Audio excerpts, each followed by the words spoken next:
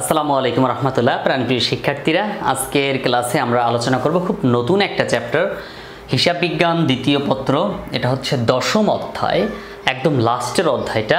আর অধ্যায়ের নাম হচ্ছে ব্যবস্থাপনা হিসাব বিজ্ঞান পরিচিতি। এখানে খুবই গুরুত্বপূর্ণ ছোট ছোট কিছু অঙ্ক আমরা সমাধান করে থাকি, এবং এই ছোট ছোট অঙ্কগুলো সমাধান করলে মোটামুটি এখান থেকে শিওর পরীক্ষায় একটা সৃজনশীল থাকবে। এবং এই সৃজনশীল করাটা এ কারণে যে আমরা হিসাব বিজ্ঞানে কিন্তু 7টা অ্যান্সার করতে পারি না সচরাচর, কারণ এখানে সময় আমরা যে সময় পাই সেই সময়ের মধ্যে 7টা অ্যান্সার করা যায় না, কারণ এখানে অনেক অঙ্ক থাকে।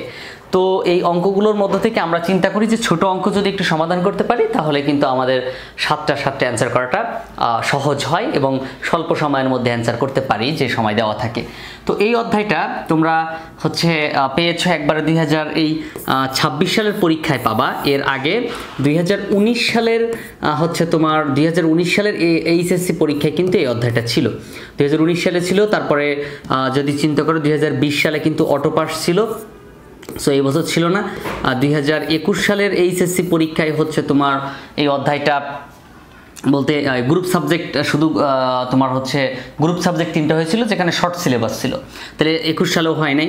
তারপরে যে 6টা চ্যাপ্টার হয় 2022 সালে, যে 6টা চ্যাপ্টার হয়, 6টা চ্যাপ্টার করে পরীক্ষা নিয়েছিল, 5টা 6টা করে চ্যাপ্টার দিয়ে, সেখানেও কিন্তু এই শর্ট সিলেবাসে এটা ছিল না। 2022 সালে পরে 2023 সালেও হয় নাই, 2023 সালেও হয় নাই, 2024 সালেও হয় নাই, 2025 সালেও কিন্তু শর্ট সিলেবাস ছিল, 2025 সালেও এই অধ্যায়টা ছিল না। তার মানে আমরা ধরে নিতে পারি যে 2019 সালে পূর্ণাঙ্গ রূপে এই অধ্যায়টা হচ্ছে বোর্ড পরীক্ষার জন্য প্রস্তুতি নেওয়া লাগতো, কিন্তু এই মুহূর্তে আমরা 2026 সালে এসে এটার প্রস্তুতি নিচ্ছি। তার মানে চিন্তা করো কয় বছর গেল, 1 বছর, 2, 3, 4, 5, 6 বছর পরে আজকে তোমরা এই অধ্যায়ের জন্য প্রিপারেশন নিতে যাচ্ছ। এবং এই অধ্যায়টা নিয়ে আমি চেষ্টা করব প্রতিনিয়ত ভিডিও আপলোড দেওয়া। যদি তোমাদের সাড়া পাই, তোমাদের কাজ হচ্ছে এতটুকু, তোমরা একটু কষ্ট করে বন্ধু বান্ধবীকে শেয়ার করবে ভিডিওগুলো, আর হচ্ছে প্রতিনিয়ত ক্লাসগুলো দেখবে। কমেন্টে একটু কমেন্ট করলে সবচেয়ে ভালো লাগে, যে কমেন্টে তুমি যদি লেখো যে স্যার আপনার ক্লাসটা আমার দরকার, তাহলে কিন্তু আমার ক্লাসটা করাতে ভালো লাগে। কিন্তু সাপোজ একটা ভিডিও দেখতেছে মনে করো 20,000 স্টুডেন্ট, তো সেখানে মাত্র 20 জন কমেন্ট করছে, তার মানে কি আর এই 20,000-এর মধ্যে কি 200 জনেরই ভালো লাগে নাই, 200 জনেরও ভালো লাগে নাই? 20,000 জনের মধ্যে অ্যাটলিস্ট 10% তো ভালো লেগেছে, তাই না? 100% সবার ভালো লাগবে না, 10% তো ভালো লাগে। তার মানে 2000 মানুষ তো কমেন্ট করতে পারে। তুমি যদি একটা ভিডিও দেখার পরে, এত বড় একটা ক্লাস আমি রেকর্ড করলাম, তুমি দেখার পরে যদি না জানায় যাও, ভালো লাগে বলো? ভালো লাগে না। এই জন্য কী করবা, একটু কমেন্টে জানাও কেমন লাগলো, ঠিক আছে? তো আমরা এই অধ্যায়ে শুরুতেই যে কাজটা করব সেটা হচ্ছে ছোট্ট একটা জিনিস মুখস্থ করব, ছোট্ট একটা ছক আমরা আগে মুখস্থ করব। এই যে এই ছকটা মুখস্থ করব, এবং এই ছকের মধ্যে কিছু জিনিস আছে বোঝা দরকার আছে। তো আমি একটু বলি যে এই ছকটা কেন তুমি মুখস্থ করবেন, কী জন্য দরকার। দেখো, প্রথম কথা হচ্ছে এইখানে আমরা প্রথমে বিক্রয় লিখে থাকি। কি লিখে থাকি প্রথমে? এই যে বিক্রয় লিখে থাকি। বিক্রয় থেকে আমরা পরিবর্তনশীল ব্যয় বাদ দেই। তো আমাদেরকে জানতে হবে পরিবর্তনশীল ব্যয়টা কি, সেটা জানতে হবে। তারপর পরিবর্তনশীল ব্যয় বাদ দেওয়ার পরে, বিক্রয় থেকে পরিবর্তনশীল ব্যয় বাদ দিলে আমরা যেটা পাই তার নাম হচ্ছে দত্তাংশ সীমা, কন্ট্রিবিউশন মার্জিন, আর হচ্ছে অনুদান প্রান্ত। কি বললাম? কন্ট্রিবিউশন মার্জিন বা অনুদান প্রান্ত। অর্থাৎ বিক্রয় থেকে পরিবর্তনশীল ব্যয় বাদ দিলে যে খরচটা হয়, সেই খরচটা আমরা চাইলে একাধিক বছরে তুলে নিতে পারি, চাইলে এই বছরে তুলে নিতে পারি, এরকম একটা কিছু বোঝায়। ওকে, তারপর দেখো এই দত্তাংশ সীমা বা কন্ট্রিবিউশন মার্জিন বা অনুদান প্রান্ত, এটাকে বলা হয় সিভি, কন্ট্রিবিউশন মার্জিন বা সিভি বলা যায়। Contribution margin. So CV, CM বলে, মানে এক একজন এক এক রকম বলে থাকে, তবে প্রশ্নের মধ্যে কিন্তু সব রকমের যে কোনো একটা থাকতে পারে, যে কোনো একটা নাম। সো নামগুলো মুখস্থ করো, দত্তাংশ সীমা, কন্ট্রিবিউশন মার্জিন, অনুদান প্রান্ত, দত্তাংশ, এগুলো মুখস্থ করো। এবার দেখো, এই দত্তাংশ থেকে যদি তুমি স্থায়ী ব্যয় বাদ দাও, বা কন্ট্রিবিউশন মার্জিন থেকে সিএম, কন্ট্রিবিউশন মার্জিন থেকে যদি তুমি দত্তাংশ স্থায়ী ব্যয় বাদ দাও, তাহলে পাবা কি? করপূর্ব মুনাফা পাবা। সেখান থেকে যদি কর বাদ দিয়ে দাও, এই করপূর্ব মুনাফা থেকে কর বাদ দিলে কর পরবর্তী মুনাফা। তাহলে তোমার টার্গেট থাকবে কি? প্রথমে কি টার্গেট থাকবে? প্রথমে টার্গেট হচ্ছে, প্রথমে তুমি যেটা করবা, প্রথমে তুমি বিক্রয় লিখবা, জাস্ট নর্মাল ইস্যু, বিক্রয় লিখবা। বিক্রয় থেকে তুমি বাদ দিবা কি? পরিবর্তনশীল ব্যয় বাদ দিবা, পরিবর্তনশীল ব্যয় বাদ দিবা, পরিবর্তনশীল ব্যয়। আসতেছি বিস্তারিত জানার জন্য। এখানে আসলে কি? পরিবর্তনশীল ব্যয় বাদ দিবা। পরিবর্তনশীল ব্যয় বাদ দেওয়ার পরে তারপর আমরা যেটা পাবো সেটাকে বলা হয় সিএম বা কন্ট্রিবিউশন মার্জিন বলা হয়। কন্ট্রিবিউশন মার্জিন বলা হয়। এই কন্ট্রিবিউশন মার্জিন থেকে আমরা স্থায়ী ব্যয় বাদ দিয়ে থাকি। কি বাদ দেই? স্থায়ী ব্যয় বাদ দিয়ে থাকি। তাহলে আমরা এখান থেকে স্থায়ী ব্যয় বাদ দিব, স্থায়ী ব্যয় বাদ দিব। তো স্থায়ী ব্যয় বাদ দিলে আমরা কি পাই? স্থায়ী ব্যয় বাদ দিলে পাই মুনাফা। মুনাফা যেটাকে বলা হয় করপূর্ব মুনাফা, সবসময় কর দেওয়া থাকে না, তারপর শেখার সময় তোমাকে শিখে রাখতে হবে করপূর্ব মুনাফা। করপূর্ব মুনাফা এটা নর্মাল, তুমি তো আজীবন অঙ্ক করতেছো ব্যবসায় শিক্ষা বিভাগে, সো এটা তোমার জানা দরকার, জানা আছে। করপূর্ব মুনাফা এখান থেকে আমরা কি বাদ দিই? কর বাদ দিই। কর বাদ দেওয়ার পরে আমরা যেটা পাই সেটাকে বলা হয় কি? নিট মুনাফা। কি বলা হয়? নিট মুনাফা। খেয়াল করো, নিট মুনাফা। এখন আমাকে যেটা জানতে হবে, আমরা জানি বিক্রয় কী জিনিস, এটা আমি খুব ভালো মতোই জানি, তুমিও জানো, সবাই জানে বিক্রয় কী জিনিস, খায় না মাথায় দেয়, সবাই জানে। তাহলে বিক্রয় নিয়ে মাথা ব্যথা নাই। মাথা ব্যথা কী নিয়ে? পরিবর্তনশীল ব্যয় নিয়ে। আসলে পরিবর্তনশীল ব্যয় কি আর স্থায়ী ব্যয় কি স্যার? এই দুটো জিনিস আজকে না বুঝাইলে যাইতে পারবেন না, ঠিক আছে? এই দুটো জিনিস বোঝাতেই হবে। শোনো, পরিবর্তনশীল ব্যয় আর স্থায়ী ব্যয় কী জিনিস সেটা একটু বোঝার চেষ্টা করো। এমন কিছু ব্যয় হয় যেগুলো তুমি যদি পণ্য বেশি উৎপাদন করো বেশি দরকার আছে, কম উৎপাদন করলে কম দরকার আছে, মানে বেশি উৎপাদন করলে বেশি খরচ হবে, কম উৎপাদন করলে কম খরচ হবে, এমন কিছু ব্যয় প্রতিষ্ঠানে হয়। আবার কিছু খরচ হয় যে তুমি যদি 10,000 পিস পণ্য উৎপাদন না করে তুমি যদি 20,000 পিস পণ্য উৎপাদন করো, তোমার ওই খরচগুলো একই রকম থাকে। আচ্ছা, তুমি যদি এটাকে মানে অনেকে বলবে স্থায়ী ব্যয় তো স্যার ছোটোকাল থেকে স্থায়ী ব্যয় শিখেছি হচ্ছে আপনার এই যে আসবাবপত্র করা, এই সেই হ্যান ত্যান, এগুলো আসলে স্থায়ী বলতে ওইটা মেয়াদ অনুযায়ী স্থায়ী, কিন্তু এই হচ্ছে ধরন অনুযায়ী যদি স্থায়ী পরিবর্তনশীল বলা হয় তাহলে জিনিসটা এমন। দেখো, তোমার কলম উৎপাদন করার ফ্যাক্টরি আছে একটা, তুমি কলম তৈরি করো। কি করো? কলম তৈরি করো, প্লাস্টিক দ্বারা, কালি দ্বারা, পিন দ্বারা, অনেক কিছু থাকে তোমার। তো কলম যদি তুমি উৎপাদন করতে যাও তাহলে সাপোজ 1000 পিস কলম তুমি প্রতি মাসে তৈরি করো। 1000 পিস কলম, কত পিস বললাম? 1000। তো 1000 পিস কলমের জন্য তোমার প্রতি মাসের খরচ হয় হচ্ছে মানে প্রত্যেকটা কলমের জন্য 3 টাকা করে খরচ হয়, তার মানে 3000 টাকা, রাইট? 3000 টাকা তোমার কাঁচামালের খরচ হয়। এই খরচটা কিসের খরচ বলো তো? এই খরচটা হচ্ছে প্লাস্টিক, মানে কাঁচামাল যেটা লাগে, কাঁচামাল লাগে না? কাঁচামাল লাগে না? লাগে। তো তুমি যদি 1000 পিস যদি তুমি হচ্ছে উৎপাদন না করে যদি তুমি 2000 পিস উৎপাদন করতে যাও, তাহলে দেখো তো 2000 পিস উৎপাদন করলে 3 টাকা করেই তো খরচ হবে প্রত্যেকটা কলমে, নাকি? 3 টাকা করে খরচ হবে না? 3 টাকা করে খরচ হবে, তাহলে কত হলো দেখো তো? 6000 টাকা। আচ্ছা, এখন বলো 3 1 কে 3000, 3 2 6000 টাকা। এখন আমাকে একটু বলো, হ্যাঁ আমাকে একটু বলো যে যদি আমি উৎপাদন করি 1000, আমার খরচ হচ্ছে 3000 টাকা। যদি আমি উৎপাদন করি 2000, তাহলে আমার খরচ হচ্ছে 6000 টাকা। তাহলে উৎপাদন যখন বাড়তেছে তখন খরচের পরিমাণটা কি বাড়তেছে না? উৎপাদন যখন বাড়তেছে তখন কি হচ্ছে? খরচের পরিমাণ বেড়ে যাচ্ছে। দেখো, উৎপাদন বাড়ার সাথে সাথে খরচের পরিমাণ বেড়ে যাচ্ছে। উৎপাদন আগে ছিল 1000, খরচ ছিল 3000, এখন হচ্ছে 2000, খরচ হচ্ছে এখন 6000, বেশি হয়ে গেছে, তাই না? ওকে, কিন্তু তুমি যে কারখানা, যেখানে তুমি যে দোকানে বসে তুমি তৈরি করো কলম, সেই ঘরের ভাড়া প্রতি মাসে 2000 টাকা। প্রতি মাসে কত? 2000 টাকা। তো আমাকে বলো যে এই 1000 টাকা, 1000 পিস কলম তৈরি করলে ওনার 2000 টাকাই দেওয়া লাগবে। আবার তুমি যদি 1000 পিস না, তুমি 2000 পিস যদি উৎপাদন করো, তাও কিন্তু ওই 2000 টাকায় ওনার ভাড়া দেওয়া লাগবে। রুম ভাড়া কি বেশি নিবে? আমি মনে করো আমার এখানে আমি স্টুডেন্ট পড়াই, তো আমার এখানে আমি 20 জন স্টুডেন্ট পড়াইলেও বাড়িওয়ালাকে আমি 3000 টাকা ভাড়া দিই। যদি আমি এখানে 20 জন না পড়াই, যদি 50 জন পড়াই, বাড়িওয়ালা কি বলবে যে ভাই আপনার এখানে আমি ভাড়া বেশি দেন, আপনি বেশি স্টুডেন্ট পড়ান? না। তো কোন খরচটা আমার, যেমন যদি আমি হচ্ছে বেশি স্টুডেন্ট পড়াই তাহলে আমার কিছু খরচ এখানে অতিরিক্ত লাগবে। আমি যে শিটগুলো দেই সেই শিটের খরচগুলো বেশি লাগবে। কারেন্ট পুড়িয়ে যে আমি ক্লাস পড়াই সেই কারেন্টের খরচটা বেশি লাগবে। এই খরচগুলো কিন্তু আমার বেশি লাগবে, নর্মাল এই খরচগুলো আমার বেশি লাগবে। কিন্তু আমার রুম ভাড়া কি বেশি লাগবে? লাগবে না। এই জন্য আমি বললাম যে এটাকে বলা হয় স্থায়ী, এটা পরিবর্তন হয় না। এই জন্য এটাকে বলা হয় কি? স্থায়ী খরচ। কি বলা হয়? স্থায়ী খরচ। আর এই যে বাকি যে খরচগুলো হয় এগুলোকে বলা হয় কি? পরিবর্তনশীল। এগুলো কি? পরিবর্তনশীল ব্যয়। পরিবর্তনশীল ব্যয়। সো এগুলো পরিবর্তন হতে পারে, কিন্তু স্থায়ী খরচ পুরো বছর একই রকম থাকে। নতুন বছরে এসে যদি নতুন করে পরিবর্তন হয় সেটা আলাদা ব্যাপার, এটা মাথায় রাখবা।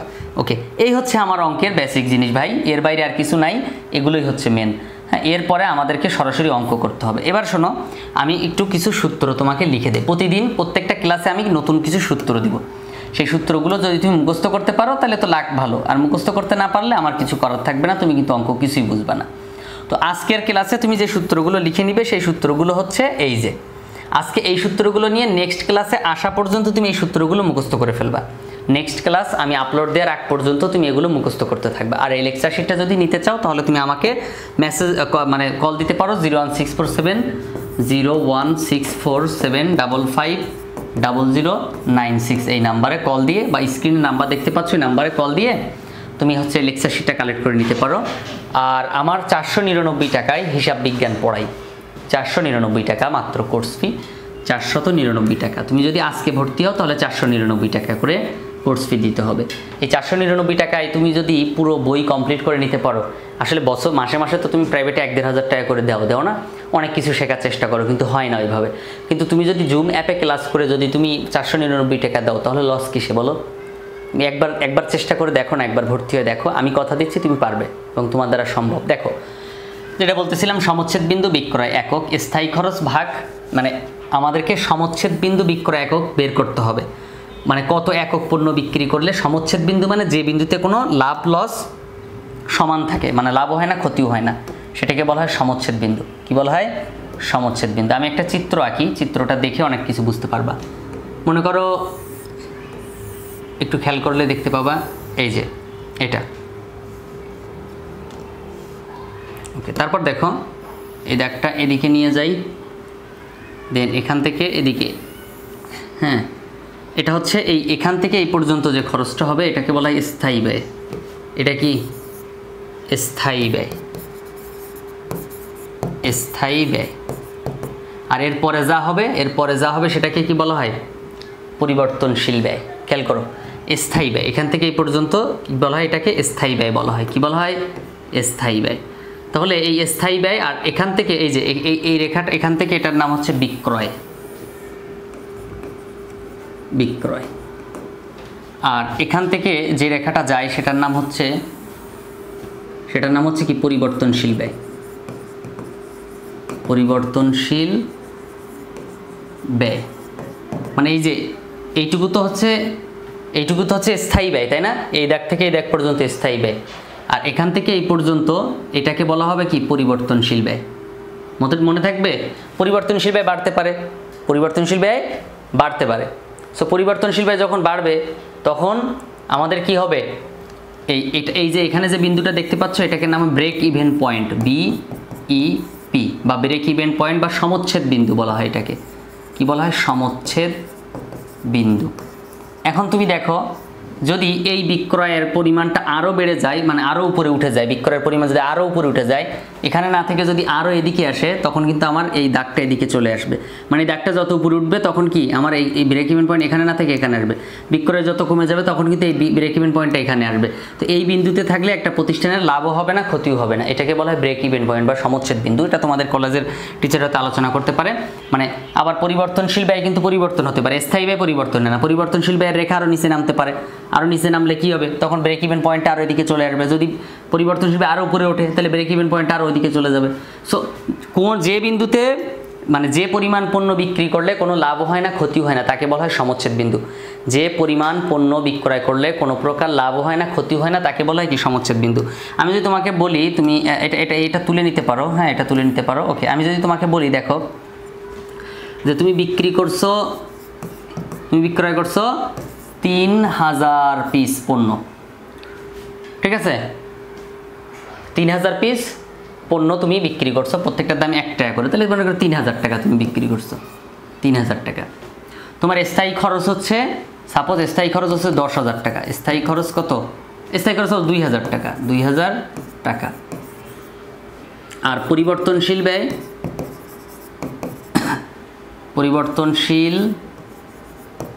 ব্যয়, মনে করো সাপোজ একটা পণ্য, মানে এক পিস পণ্য তুমি যদি বিক্রি করো, বা পরিবর্তনশীল ব্যয় হবে এক পিস পণ্য যদি তুমি বিক্রি করো, সাপোজ তোমার এক পিস পণ্যের দাম হচ্ছে তোমার 30 টাকা, সাপোজ 30 টাকা, আর এক পিস পরিবর্তনশীল ব্যয় হচ্ছে 20 টাকা।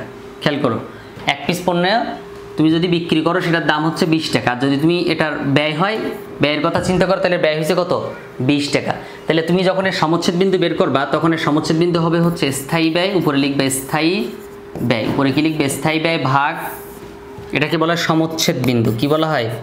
সমচ্ছেদ বিন্দু। সমচ্ছেদ বিন্দু মানে যে পরিমাণ পণ্য বিক্রি করলে কোনো লাভও হয় না ক্ষতিও হয় না, সমান সমান থাকে। মানে তুমি হচ্ছে 5,000 পণ্য বিক্রি করলে তোমার লাভ আর লস সমান সমান হবে, লাভ এবং ক্ষতি সমান সমান থাকবে, এতে তোমার লাভ হবে না। তুমি মনে করো একটা প্রতিষ্ঠানে তোমার হচ্ছে মোট 20,000 টাকা খরচ হয়েছে। কত খরচ হয়েছে? 20,000 টাকা। তো তোমার 20,000 টাকা উঠে আসবে কতগুলো পণ্য বিক্রি করলে? তো মনে করো তোমার 2,000 পণ্য বিক্রি করলে 20,000 টাকা উঠে আসবে। তাহলে এটাই হচ্ছে ব্রেক ইভেন পয়েন্ট।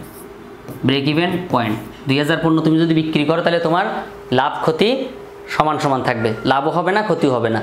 আর যদি 2,000 পণ্যের বেশি বিক্রি করো তাহলে তোমার কি হবে? লাভ হবে। 3,000 পণ্য বিক্রি করলে আরও লাভ হবে, 4,000 বিক্রি করলে আরও লাভ হবে। কিন্তু 2,000 বিক্রি করলে তোমার লাভ আর লস সমান সমান হবে, সেটা আমরা বের করে থাকি। স্থায়ী ব্যয় উপরে নিচে হচ্ছে কি? বিক্রয়। এখানে বিক্রয় শুধু বিক্রয় না, একক প্রতি বিক্রয়। কি লিখব? একক প্রতি বিক্রয় মূল্য মাইনাস একক প্রতি বিক্রয় মূল্য মাইনাস একক প্রতি পরিবর্তনশীল ব্যয়। একক প্রতি পরিবর্তনশীল ব্যয়, পরিবর্তনশীল ব্যয় একক প্রতি বিক্রয় মূল্য মাইনাস স্থায়ী ব্যয় ভাগ একক প্রতি বিক্রয় মূল্য মাইনাস একক প্রতি পরিবর্তনশীল ব্যয়। তাহলে দেখো স্থায়ী ব্যয়ের জায়গায় তুমি স্থায়ী ব্যয় কত? 2,000 টাকা না? তাহলে স্থায়ী ব্যয়ের জায়গায় 2,000 টাকা বসাও, উপরে 2,000 টাকা বসাও, 2,000 টাকা বসাইলা। এবার এক এককের বিক্রয় মূল্য কত? মানে এক পিস পণ্য বিক্রি হয় কত টাকা? 30 টাকা। এক পিস পণ্য বিক্রি হয় কত টাকা? 30 টাকা। তাহলে এক পিস পণ্য 30 টাকা বিক্রি হলে এখানে লেখো 30 টাকা বিয়োগ, এই যে বিয়োগ, এই যে বিয়োগ একক প্রতি পরিবর্তনশীল ব্যয়, মানে এক এককের পণ্য, যে এক একক পণ্য তুমি বিক্রি করতেছো 30 টাকা দ্বারা, ওই পণ্যের আবার ব্যয় হয়েছে কত টাকা? 20 টাকা। সেই 20 টাকা এখানে লেখো। তারপর ক্যালকুলেশন করো, উপরে হয় 2,000 টাকা আর নিচে হচ্ছে 30 থেকে 20 গেলে 10। তাহলে এই 2,000কে 10 দ্বারা ভাগ দাও, কত হবে?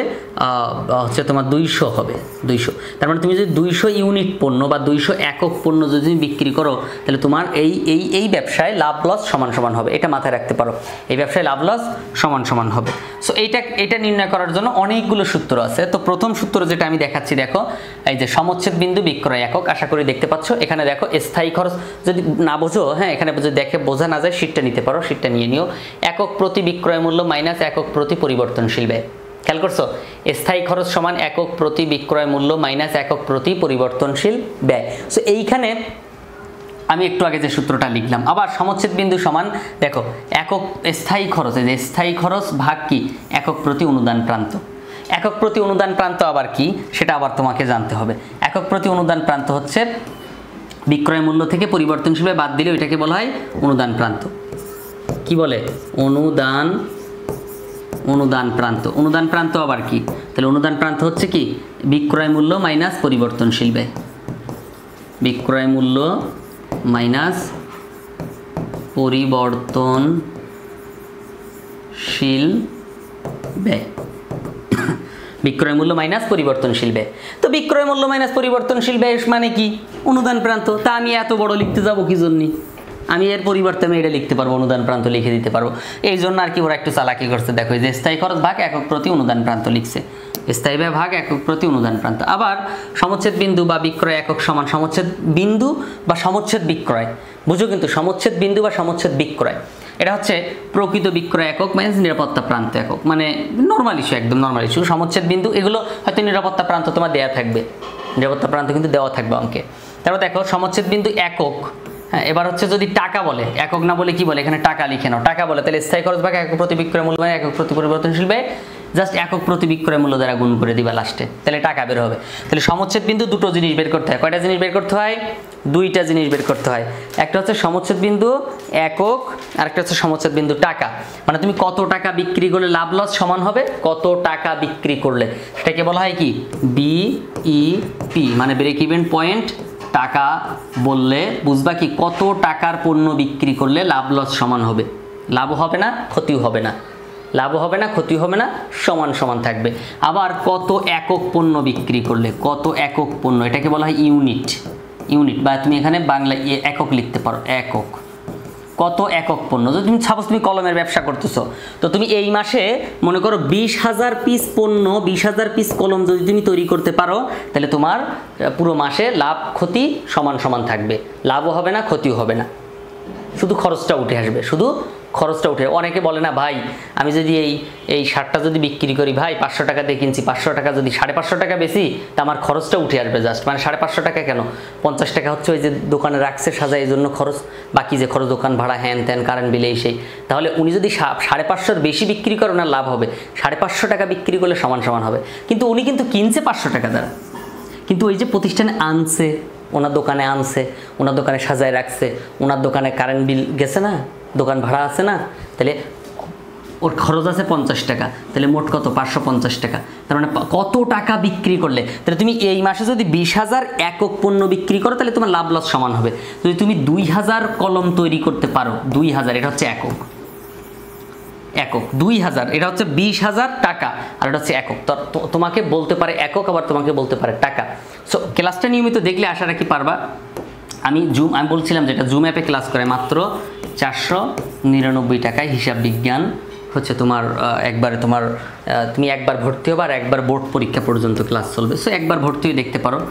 অনেকে আছে গরিব দুঃখী, মানে অনেক স্টুডেন্ট আছে, সো তাদের কথা চিন্তা করে আমি মাত্র 499 টাকা নিয়ে থাকি। তো যারা করতে চাও পড়তে চাও তারা আমার সাথে যোগাযোগ করতে পারো। হ্যাঁ, মাত্র একবারই পেমেন্ট করতে হবে, আর একবার পেমেন্ট করলে পুরো বছর তুমি ক্লাস করতে পারবা, পুরো বছর, ঠিক আছে, পুরো বছর ক্লাস করতে পারবা। ওকে, তো দেখো এই যে এখানে লিখে নাও, এটা লিখে নাও, এই সূত্রগুলো লিখে নাও। তারপরে পরের দিন আবার পরেরটা দেবো। সেখানে আছে সমচ্ছেদ বিন্দু একক, বিক্রয় একক, নিরাপত্তা প্রান্ত একক, একক প্রতি বিক্রয় মূল্য, সমচ্ছেদ বিন্দু, বিক্রয় টাকা, স্থায়ী খরচ বা অনুদান প্রান্ত অনুপাত, সমচ্ছেদ বিন্দু, বিক্রয় টাকা, সমচ্ছেদ বিক্রয়টি একক প্রতি বিক্রয় মূল্য। জাস্ট এই কয়েকটা একটু কষ্ট করে মুখস্থ করতে হবে। ওকে, এবার চলো আমরা একটা অঙ্কে যাই। অঙ্কে গেলে আমরা বুঝতে পারবো যে ঘটনাটা কি।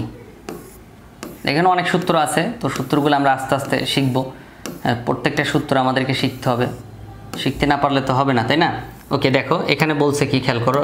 এই অঙ্কটা দেখলে বুঝতে পারবা যে আসলে আমাদের কি করতে হবে আর কি কি চাইছে। দেখো এখানে একটা বিষয় বলছে যে, আশা করি দেখতে পাচ্ছ যে মোট উৎপাদন ও বিক্রয়ের পরিমাণ, মানে মোট উৎপাদন করছে কত 25,000 একক, খেয়াল করো, আর বিক্রয় করছে কত 20,000 একক। দেখো তো 25,000 মানে মোট উৎপাদন করছে 25,000 একক, আর বিক্রয় করছে কত 20,000 একক। তো কাঁচামাল ক্রয়, খেয়াল করো, কাঁচামাল ক্রয় হচ্ছে 12 টাকা প্রতি একক, মানে এক এককের দাম কত টাকা, একটু বড় করে লিখে দেয় 12 টাকা। আচ্ছা, প্রত্যক্ষ শ্রম 6 টাকা। এগুলো কিন্তু তুমি যদি পণ্য বেশি তৈরি করো তোমার শ্রমিক বেশি লাগবে, টাকা বেশি লাগবে, আবার কাঁচামাল বেশি লাগবে, তো এগুলো সব পরিবর্তনশীল ব্যয়। কারখানার উপরি ব্যয় হচ্ছে 8 টাকা, এটাও পরিবর্তনশীল ব্যয় 8 টাকা। তো 8 টাকার মধ্যে দেখো 4 টাকা হচ্ছে স্থায়ী, 50% স্থায়ী, তার মানে 4 টাকা পরিবর্তনশীল বা 4 টাকা হচ্ছে স্থায়ী। অন্যান্য স্থায়ী খরচ 40,000 টাকা, তার মানে এক এককের জন্য কত 4 টাকা করে, এক এককের জন্য কত 4 টাকা। তাহলে 4 টাকা উনি উৎপাদন করছিল কত, উনি উৎপাদন করছিল 25,000 একক না, 25,000 একক। তাহলে 4 টাকা যদি এককের জন্য খরচ হয় তাহলে 25,000 এককের জন্য কত হবে 4 25 1 লক্ষ টাকা। তার মানে স্থায়ী খরচ এখানে আছে 1 লক্ষ টাকা, আর এখানে আছে কি অন্যান্য স্থায়ী খরচ আছে কত 40,000। তাহলে মোট কত, মোট স্থায়ী খরচ 1,40,000 টাকা, 1,40,000 টাকা মোট স্থায়ী খরচ 1,40,000 টাকা। এখানে ছিল 40,000 আর হচ্ছে হ্যাঁ এখানে 40,000, ওখানে 40,000 আর এখানে হচ্ছে 1 লাখ, মোট কত 1,40,000 টাকা। জাস্ট এটা তুমি বের করবা, কীভাবে বের করবো বুঝছো? বলছিল কি কারখানা উপরি ব্যয় 8 টাকা করে প্রতি এককের জন্য 8 টাকা, তার 50% কি স্থায়ী, আর অন্যান্য স্থায়ী করো 40,000 টাকা। তাহলে বিক্রয় মূল্য কত একক প্রতি, এককের বিক্রয় মূল্য কত টাকা, দেখো এককের বিক্রয় মূল্য হচ্ছে 45 টাকা করে। সো এখানে বলতেছে একক প্রতি পরিবর্তনশীল ব্যয় কত, দেখো একক প্রতি পরিবর্তনশীল ব্যয় অলরেডি আমি বের করে ফেলছি, দেখতে দেখতে বের করে ফেলছি। দেখো কীভাবে বের করছি একটু খেয়াল করো। এই যে কাঁচামাল ব্যয় 12 টাকা না, তাহলে এই যে 12 টাকা, এখানে দেখো 12 টাকা লিখেছি, 12 টাকা। তারপরে শ্রমিকের জন্য 6 টাকা গেছে মজুরি, তারপরে এই যে 8 টাকার মধ্যে 4 টাকা হচ্ছে স্থায়ী আর 4 টাকা হচ্ছে কি মুনাফা জাতীয়, মানে এই পরিবর্তনশীল ব্যয়। তাহলে এবার এই সবগুলো যোগ করো, আর তো কোনো ব্যয় নাই। তাহলে 12 আসছে 18 আসছে কত 22 টাকা। তাহলে পরিবর্তনশীল ব্যয় কত টাকা 22 টাকা, পরিবর্তনশীল ব্যয় কত 22 টাকা। যে 12 আসছে 18 আসছে আর 22 টাকা হচ্ছে পরিবর্তনশীল ব্যয়। এবার দেখো অন্যান্য স্থায়ী খরচ যেমন 40,000 টাকা বিক্রয় মূল্য সবই তো আছে, আর স্থায়ী ব্যয় কিন্তু আমরা এখানে দেওয়া আছে 40,000 আর এখানে 50% বলছিল, তাহলে মোট কত হলো 1,40,000 টাকা, মাথায় রাখতে হবে। পরেরটা কি বলছে, একক প্রতি কন্ট্রিবিউশন মার্জিন উৎপাদিত পণ্যের মোট ব্যয় নির্ণয় করো, উৎপাদিত পণ্যের মোট ব্যয়। তো মোট ব্যয় বের করতে গেলে কি করতে হয় দেখো, আমরা জাস্ট এখন আমরা অঙ্কটা করব। তো আমাদের প্রথমে কি বলছে, একক প্রতি পরিবর্তনশীল ব্যয় বের করতে বলছে। তো আমরা জাস্ট হচ্ছে অ্যাজ ইউজুয়াল অঙ্ক করব, এখানে ক নাম্বার দিব আর লিখবো হচ্ছে একক প্রতি, কি বলছে, একক প্রতি পরিবর্তনশীল ব্যয় লিখতে বলছে। তাহলে আমরা একক প্রতি পরিবর্তনশীল ব্যয় লিখবো, এখানে লিখবো একক প্রতি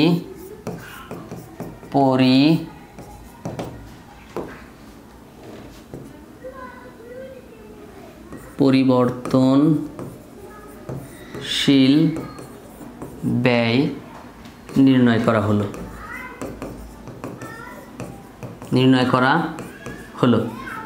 তো একক প্রতি পরিবর্তনশীল ব্যয় নির্ণয় করা হলো। এবার দেখো এখানে একক প্রতি পরিবর্তনশীল ব্যয় কি কি হবে, পরিবর্তনশীল ব্যয়ের মধ্যে কি কি আসবে, কাঁচামাল হচ্ছে 12 টাকা, তাহলে এখানে লিখবো কি কাঁচামাল, লিখবো কাঁচামাল 12 টাকা। তারপর কি লিখবো, কাঁচামালের পরে আছে কি, প্রত্যক্ষ শ্রম 6 টাকা, প্রত্যক্ষ শ্রম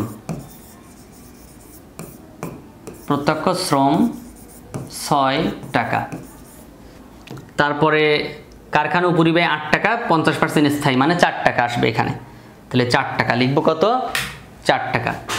তাহলে আমরা লিখবো কাঁচামাল 12 টাকা, প্রত্যক্ষ শ্রম 6 টাকা, আর হচ্ছে কারখানা উপরিব্যয়, কারখানা উপরিব্যয় কত টাকা, 4 টাকা, 4 টাকা। তাহলে মোট পরিবর্তনশীল 12, আচ্ছা 18, আচ্ছা আর 22 টাকা, 22 টাকা। তাহলে মোট পরিবর্তনশীল ব্যয়, মোট পরিবর্তনশীল ব্যয় কত টাকা, 22 টাকা। হয়ে গেছে অঙ্ক, ক নাম্বার শেষ। এখন যাব খ নাম্বারে। খেয়াল করো, খ নাম্বারে বলছে কি, বলছে প্রতি একক কন্ট্রিবিউশন মার্জিন। তাহলে কন্ট্রিবিউশন মার্জিনের সূত্র কি, বিক্রয় মাইনাস পরিবর্তনশীল ব্যয়। কন্ট্রিবিউশন মার্জিন সমান কি, এখানে লিখবো কি, কন্ট্রিবিউশন মার্জিন সমান একক প্রতি বিক্রয় মূল্য মাইনাস পরিবর্তনশীল ব্যয়, একক প্রতি বিক্রয়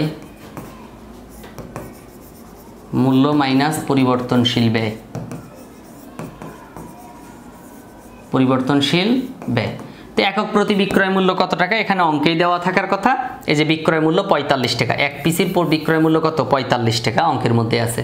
তাহলে এখানে লেখো 45 টাকা বিয়োগ পরিবর্তনশীল ব্যয় কত টাকা বের করছিলাম, এই যে 22 টাকা, তাহলে 22 টাকা।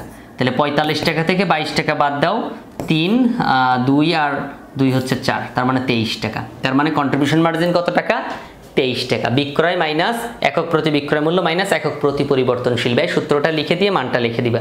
ভাবতে পারো স্যার এত সহজ অঙ্ক, জি খুব সহজ অঙ্ক, কয়েকটা সূত্র মুখস্থ করলে হয়। আমি ভিডিওতে যেগুলো ক্লাস করাবো সেগুলো তুমি যদি করো, সেই সূত্রগুলো মুখস্থ করো, তাও পরীক্ষায় কমন পাবা ইনশাল্লাহ, আমি আশা রাখি। ওকে, এরপরে আছে কি, উৎপাদিত পণ্যের মোট স্থায়ী ব্যয় কত টাকা। তাহলে মোট স্থায়ী ব্যয় কিন্তু আমি একটু আগে বের করেছিলাম, মোট স্থায়ী ব্যয়। তাহলে এভাবে লিখো, মোট স্থায়ী ব্যয়, মোট স্থায়ী ব্যয়। তো মোট স্থায়ী ব্যয় দেখো, মোট স্থায়ী ব্যয় দেখো, প্রথমে আছে কি অন্যান্য স্থায়ী করো 40,000 টাকা, আরেকটা কি কারখানা উপরিব্যয়। তাহলে কারখানা উপরিব্যয় লেখো, প্রথমে কারখানা উপরিব্যয়, কারখানা উপরিব্যয় যোগ হচ্ছে অন্যান্য স্থায়ী ব্যয়, অন্যান্য স্থায়ী ব্যয়। তো কিভাবে বের করব কারখানা উপরিব্যয় যেটা স্থায়ী, সেটা কিভাবে বের করব, এক এককের জন্য 4 টাকা, প্রতি একক 4 টাকা, আর আমরা উৎপাদন করছিলাম 25,000 একক, 25,000 একক। তাহলে এখানে 4 গুণে যে 25,000 গুণ করে দাও। আর ওপাশে অন্যান্য স্থায়ী ব্যয় কত ছিল, 40,000 টাকা ছিল, কত ছিল, 40,000 টাকা। তাহলে এই যে 4 25 কত হয়, 1 লক্ষ হয়, 1 লক্ষ টাকা, যোগ হচ্ছে কত, 40,000 টাকা, যোগ কত, 40,000। তাহলে মোট কত হলো, 1,40,000 টাকা, 1,40,000 টাকা হচ্ছে মোট স্থায়ী ব্যয়। সো এইভাবে আর কি আমরা খ নাম্বার শেষ করে ফেললাম। এরপর আমরা করব গ নাম্বারটা। গ নাম্বারে কি আছে, গ নাম্বারে পরেরটা প্রতিষ্ঠানটির নিট মুনাফা। তো আমরা নিট মুনাফা এবার নির্ণয় করব, চলো। তো এবার আমরা নির্ণয় করব হচ্ছে প্রতিষ্ঠানটির নিট মুনাফা নির্ণয় করব। নির্ণয় করব প্রতিষ্ঠানের নিট মুনাফা নির্ণয় করব। তো নিট মুনাফা নির্ণয় করার জন্য আমরা একটু আগে একটা ছক কিন্তু দেখেছিলাম যে নিট মুনাফা কিভাবে নির্ণয় করতে হয়। তো সেই ছক অনুযায়ী আমরা কাজ করব, যেটা আমি বলেছিলাম একটু আগে তুলে নেওয়ার জন্য। তো সেই ছক অনুযায়ী কাজ করব। দেখো আমরা বোর্ডে যে কাজটা করব, আমাদের কয়েকটা জিনিস মাথায় রাখতে হবে। সেটা হচ্ছে এই অঙ্কের হচ্ছে একক প্রতি বিক্রয় মূল্য কত টাকা, পরিবর্তনশীল ব্যয় কত টাকা, স্থায়ী ব্যয় কত টাকা, সেগুলো আমরা এখানে আগে লিখে নিব। তো প্রথমে আমরা লিখি স্থায়ী ব্যয়। আমাদের এই অঙ্কের দরকার, সবচেয়ে বেশি দরকার হচ্ছে স্থায়ী ব্যয়। কি দরকার? স্থায়ী ব্যয় দরকার। তো স্থায়ী ব্যয় কত টাকা ছিল? স্থায়ী ব্যয় আমরা বের করেছিলাম কিন্তু খ নম্বরে 1,40,000 টাকা। তাহলে আমরা ওই 1,40,000 টাকা এখানে লিখব, 1,40,000 টাকা, 1,40,000 টাকা। তারপর হচ্ছে পরিবর্তনশীল ব্যয়। খেয়াল করো, পরিবর্তনশীল ব্যয়। তো পরিবর্তনশীল ব্যয় কিন্তু দেওয়া ছিল একক প্রতি। পরিবর্তনশীল ব্যয়, পরিবর্তনশীল ব্যয় কত ছিল? এক এককের জন্য পরিবর্তনশীল ব্যয় কত টাকা ছিল? 22 টাকা ছিল। 22 টাকা ছিল, উপরে দেখলেই বুঝতে পারবো 22 টাকা ছিল। এই যে 22 টাকা পরিবর্তনশীল ব্যয় এক এককের জন্য কত টাকা ছিল? 22 টাকা। হ্যাঁ, এক এককের পরিবর্তনশীল ব্যয় 22 টাকা। তাহলে আমরা এই এক এককের জন্য পরিবর্তনশীল ব্যয় কত লিখবো? 22 টাকা লিখবো। এই যে 22 টাকা। এবার দেখব কত একক পণ্য আমরা উৎপাদন করেছিলাম? 25,000 একক। কত একক? 25,000 একক। তাহলে আমরা এই 25,000 একক দিয়ে গুণ করব এটাকে। সো আমরা একটা ছক করতে পারি, তাহলে ছক করব। আর স্থায়ী ব্যয় কত ছিল? 1,40,000, যেটা আমি লিখেছি স্থায়ী ব্যয় 1,40,000 টাকা। এখন আমরা সরাসরি অঙ্কটা করে ফেলি। দেখো, জাস্ট একটা নিশ্চয় চাইলে ছক করতে পারো, ছক নাও করতে পারো, ছক না করলেও হয়, ছক ছাড়াও করা যায় কাজটা। ওকে, দেখো এটা হচ্ছে বিবরণ। এটা কি? বিবরণ। এটা হচ্ছে কি? টাকা। ওকে, এবার আমরা প্রথমে লিখবো হচ্ছে বিক্রয়। প্রথমে কি লিখবো? বিক্রয়। তো এখানে বিক্রয় লেখো। বিক্রয়, দেখো তো কত একক পণ্য বিক্রি করছিল? ওনারা বিক্রয় করছিল 20,000 একক। দেখো এই যে উৎপাদন করছিল 25,000 আর বিক্রি করছে 20,000। তাহলে এখানে আমরা লিখবো কি? 20,000। এখানে লিখবো 20,000। আর এক এককের বিক্রয় মূল্য কত ছিল? কত টাকা করে বিক্রি করছিল? এখানে কিন্তু এটাও লেখা থাকার কথা। এই যে লেখা আছে বিক্রয় মূল্য কত টাকা ছিল? দেখো বিক্রয় মূল্য কত ছিল? 45 টাকা করে একক প্রতি। দেখো এক এককের বিক্রয় মূল্য 45 টাকা। তাহলে এক এককের যদি 45 টাকা হয়, তাহলে উনি বিক্রি করেছিল টোটাল কত একক? 20,000 একক। তাহলে আমাদেরকে এখানে হিসাব করতে হবে 20,000 এককের সাথে এই 45 গুণ করতে হবে। 20,000-এর সাথে এই 45 একক গুণ করতে হবে। তাহলে এইখানে দেখো 20,000-এর সাথে যদি 45 একক গুণ করি, তাহলে হয় হচ্ছে তোমার 20,000 গুণ 45 একক। তাহলে মোটায় 9 লক্ষ টাকা। 9 লক্ষ টাকা। 9 লক্ষ টাকা। কথা ক্লিয়ার? এইভাবে বের করবা। বাদ পরিবর্তনশীল ব্যয়। বাদ কি বাদ দিব? পরিবর্তনশীল ব্যয় বাদ দিব। তাহলে পরিবর্তনশীল ব্যয় এখানে লিখব পরিবর্তনশীল ব্যয়। পরিবর্তনশীল ব্যয় একক মানে বুঝছো? তুমি যদি 5,000 পিস কলম তৈরি করো, তাহলে ওইটার বলে 5,000 একক, মানে একটার দাম 5,000 একক। তাহলে পরিবর্তনশীল ব্যয় কত হবে? দেখো এক এককের পরিবর্তনশীল ব্যয় ছিল 22 টাকা, তাই না? 22 টাকা। তাহলে ওনারা কত একক পণ্য বিক্রি করছে? কত একক পণ্য বিক্রি করছে বলো তো? ওনারা বিক্রি করছে কত একক? 20,000 একক, তাই না? 20,000 একক না?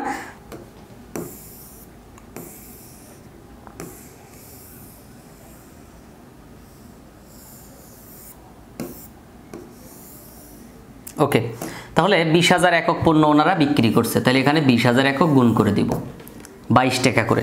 তাহলে একটার জন্য 22 টাকা খরচ হয়েছিল। তাহলে উনি প্রথমে করছিল কত? 20,000, তাই না? উনি বিক্রি করছিল কত? 20,000 না? তাহলে যে যতগুলো বিক্রি করব আমরা ততগুলোর হিসাব করব। আমরা কিন্তু এখানে এই যে উৎপাদন ব্যয় উৎপাদন করছিল 25,000 পিস আর বিক্রি করছে 20,000। আমরা হিসাব করব 20,000 দ্বারা। আমরা হিসাব করব কি? 20,000 দ্বারা 22 গুণ কত?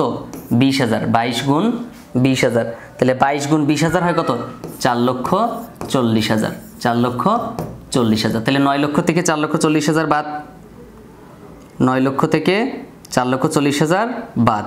তাহলে কত হয়? 4,60,000 হয়। 4 লক্ষ কত? 60,000 টাকা। এটাকে বলা হয় কন্ট্রিবিউশন মার্জিন। এটাকে কি বলা হয়?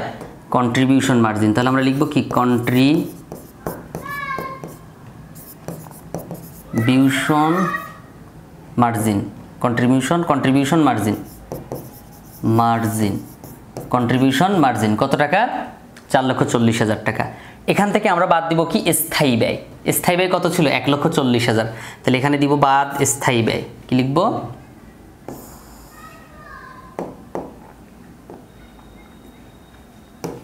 এই যে বাদ স্থায়ী ব্যয়। বাদ হচ্ছে স্থায়ী ব্যয়। দেখো স্থায়ী ব্যয় কত ছিল, স্থায়ী ব্যয় হচ্ছে 1,40,000, তাহলে এখান থেকে 1,40,000 বাদ দাও, 1,40,000 বাদ দাও, 4,40,000 থেকে বাদ দিতে হবে হচ্ছে 4,60,000 থেকে বাদ দিব 1,40,000, তাহলে কত হয় 3,20,000। কত হবে 3,20,000, 3,20,000। এখানে তো কিন্তু কর নাই, কর থাকলে আবার কর বাদ দিতাম, তাহলে এটা হচ্ছে নিট মুনাফা, নিট মুনাফা। জাস্ট নর্মাল হিসাব, তুমি আগে এক এককের হিসাব ছিল এখানে সব, এখন আমরা টোটাল হিসাব করলাম। প্রতি একক ছিল 20,000 একক পণ্য ওনারা হচ্ছে বিক্রয় করছে, এক এককের জন্য এক একক বিক্রয় করছে 45 টাকা করে, তাহলে 20,000 একক মোট বিক্রি করছে 9 লক্ষ টাকা। তারপরে পরিবর্তনশীল ব্যয় 22,000 টাকা, 22 টাকা করে প্রতি এককের জন্য, 20,000 একক, এই যে সব 20,000, সব জায়গায় 20,000 হবে।